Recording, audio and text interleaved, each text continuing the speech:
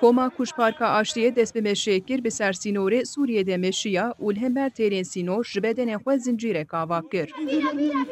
Koma ku zincîra aştî û mirovahiya ava kir li dijî Daişê jî duruşme hildan. Berdekê komê daxuya kirin ku kes ku bibin hikûmet an dewlet nebese divê pêşî herkes bibe însan. Devlet olmak yetmez. Bizim için insan olmak yeter.